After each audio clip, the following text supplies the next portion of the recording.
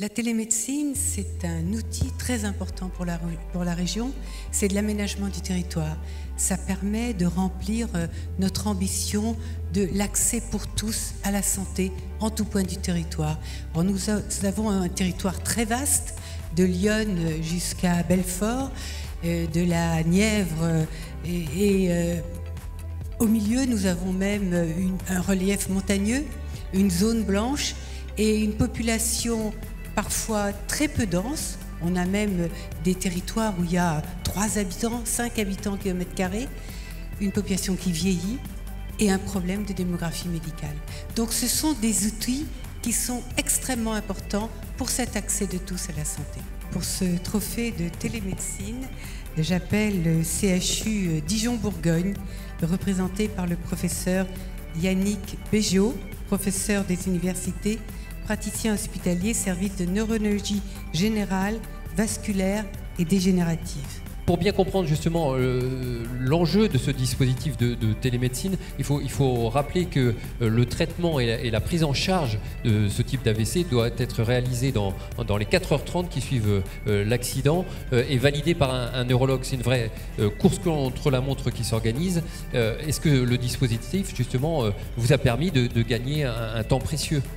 Oui, tout à fait. Ça a été tout l'enjeu lors de la mise en place de la télémédecine il y a quelques années, de lutter contre le temps qui passe pour faire en sorte que le patient puisse bénéficier du soin optimal, quelle que soit sa localisation au sein de notre région, et de lutter contre les disparités de prise en charge par ce moyen. Et on a clairement augmenté le nombre de patients pouvant bénéficier de ce type de traitement.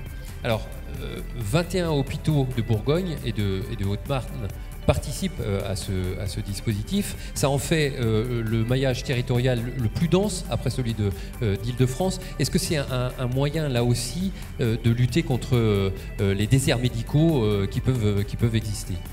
C'est clairement un moyen, et c'est surtout donner la chance à chacun d'être à la pointe de la prise en charge thérapeutique au sein de notre région, notre région à la fois urbaine et rurale. Et pour venir d'un milieu rural, je connais bien la problématique, et je pense que c'était essentiel de pouvoir faire en sorte que les Bourguignons et Franc-Comtois désormais soient traités de manière la plus efficace possible. Alors, on a été impressionnés tous par cette vidéo. Est-ce qu'on peut imaginer que ce dispositif de télémédecine s'applique à d'autres pathologies ?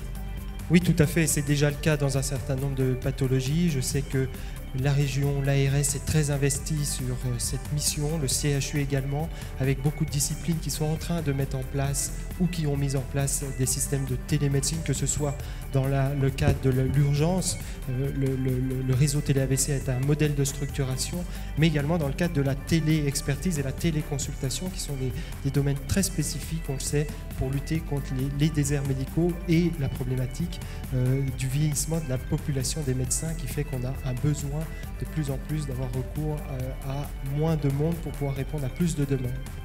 Bravo, en tout cas, on peut encore vous applaudir. On vous laisse recevoir donc le trophée des mains de Madame Tenenbaum, qui a un mot à dire. Donc, voilà.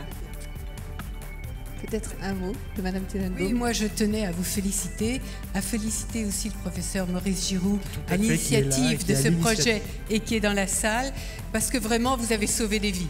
Et ça, c'est formidable. Bien entendu, je rebondis pour remercier mon maître, le professeur Maurice Giroux, qui a été effectivement à l'origine du projet, avec l'aide de l'ARS, du CHU et de la région. Il faut vraiment insister sur le fait que ça a été possible que parce qu'on a eu beaucoup de soutien. Je ne sais pas si on sauve des vies, mais en tout cas, on s'emploie à faire en sorte de traiter au mieux les gens. Et je pense que c'est notre mission première. Merci beaucoup, bravo. Bravo. Bravo à vous.